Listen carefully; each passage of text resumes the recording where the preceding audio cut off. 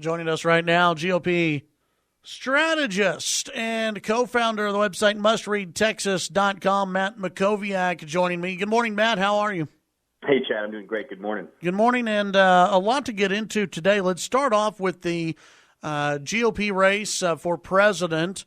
Over the weekend, Ted Cruz had a pretty good weekend, I'd say, winning 2 states, Donald Trump winning 2 states, and Marco Rubio, well, he just won in Puerto Rico. Where is this race heading in your mind? Yeah, I just wrote about that in my column in the Statesman this morning. Look, everybody's going to be focused on March 15th. You have the 3 big states are winner-take-all: Florida, Ohio, Illinois. And at some level, it's about survival for Rubio and Kasich. And they both have to win their own home states, so they really are going to be forced out of the race. But the other question is sort of the delegate scenarios that occur based on who wins. If Trump wins Florida and Ohio, I think he needs something like 52% of the delegates going forward to get the majority. I think that's doable. If he loses both, he needs something like 67 or 69% of the delegates going forward. That's hard. That's a lot harder to do. You only have 8 winner-take-all states out of all the states this time, so there's not that many winner-take-all opportunities. If he splits them, then obviously the percentage is somewhere in the middle. So on the one hand, Cruz wants Rubio and Kasich to both lose, so they get to a 1-1 race. But if that happens, it also increases the likelihood that Trump can get the majority of the delegates that he wants to win the nomination on the first ballot. So there's a lot that still has to play out here. Cruz definitely had a good weekend. He's catching up to Trump. He's clearly in second place. He's winning, states outside of his home state. But it's unclear whether Trump is going to be able to get to a majority of the delegates or whether we are going to go to a contested convention. But I think we're going to know a lot more in the next 10 days. I keep hearing that the rest of the states that are up for grabs are not Cruz-friendly states. I would think the same about Maine, and Cruz won Maine. So is it really true that the rest of the states that remain are not Cruz-friendly? Well, I think what matters, part of it is the geography, but the other part of it is it a caucus or is it a primary? Is it a closed primary or is it an open primary? Florida, for example, is a closed primary. And I think that helps Rubio. I think it helps Cruz. I think it hurts Trump. Maine was a caucus. It had very few votes, and so Cruz out-organized those other candidates in Maine. I think there are other states Cruz can win. I think he's going to win Idaho. I think he's going to perhaps win Missouri. Santorum won Missouri. So did Huckabee, if memory serves. So there are some other states out there he can win. But sure, when you get to the Northeast and the Midwest, particularly as there are more primaries than caucuses, those states set up better for Trump. They set up better for perhaps Kasich. We're going to know a lot based on Michigan on March 8th, just right around the corner. Kasich is competing strongly there. Trump will probably win. So we'll see. Yeah, the best states that are there for Cruz have for the most part already occurred. But he obviously has to continue to win delegates. At the end of the day, he wants to be the finalist against Trump. He wants to coalesce the non-Trump vote behind him. If he's able to do that, he has a chance to beat, certainly to beat Trump. Do you think Cruz can win this without a contested convention? I do. It's a very narrow path, and it would be easier if Rubio and Kasich got out before March 15th. But even if they did, I think Trump would probably still be more likely to win Florida and Ohio. So, if it's going to happen, they're going to have to unite behind Cruz, the day after March 15th, and he's going to have to start winning a number of states. He's going to have to basically win most or all of the winner-take-all states going forward, and he's going to have to really perform well everywhere. I mean, there have to be a real unity effort behind Cruz for that to happen. Do you, as a non-Trump fan, you've been studying this.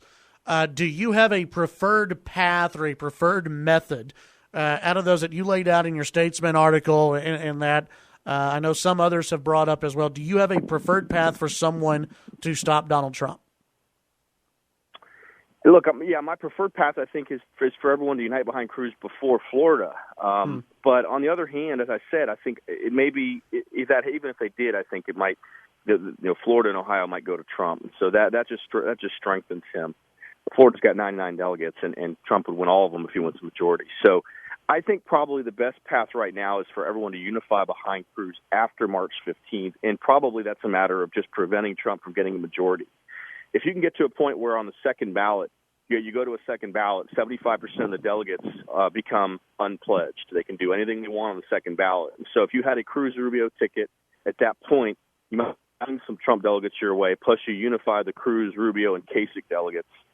Depending on how, who's in first and second by how much, I mean, you might be able to get to 1237 on a second or a third ballot. So my guess is that's probably the best scenario, unless there's real unity behind Cruz after March 15th and he starts winning most of the states going forward. Switching gears, we've got a runoff out here, Texas 19, to replace Congressman Randy Neugebauer. Glenn Robertson, the mayor of Lubbock, came in first place by about a percentage point ahead of Jody Arrington in this area. You've been doing some reading on this race. Yeah. What are you thinking? Yeah, I mean, it's striking that Robertson spent as much money as he did, at least $1 million, very, very narrow lead over Arrington, who I think spent maybe one quarter of that. Obviously, Lubbock powered both of those candidates into the runoff. Colonel Starr was from Abilene. He did very well in Taylor County, but both Arrington and Robertson doubled him up in Lubbock County, and that provided the margin they needed to get into the runoff. I think obviously Starr's support will be important in the runoff. Anytime you have a multiple candidate field, the third place candidate can direct both financial resources but also votes and organization to the first or second place finisher. So he will be important. Look, I think Robertson has been very negative. I just think there's no way around that.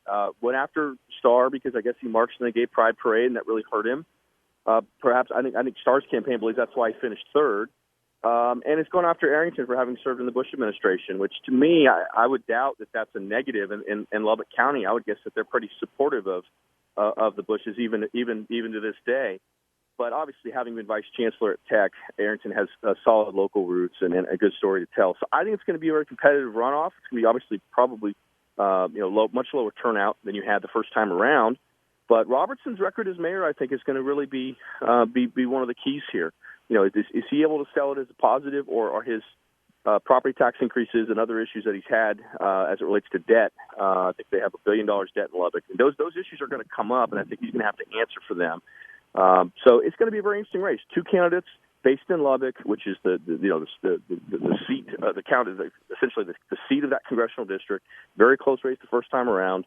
And much lower turnout. So it'll be a fascinating race to watch. What do you think about the idea, the Arrington campaign? They've said over and over again that they're not going to go negative.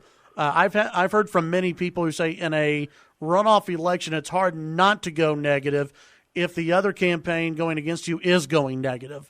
Right. What are your ideas on that? Yeah, it's clear that they stuck to that strategy in the primary, and it's not clear that they were necessarily punished for it. They basically finished in a statistical tie with Robertson. And again, that's significant given that they only spent about a quarter of the money Robertson did. So, look, in a multiple candidate field, it doesn't always make sense to go negative. If you go negative, it hurts the person you're attacking, but it hurts yourself and usually benefits someone else. And we've seen that in the presidential race this time.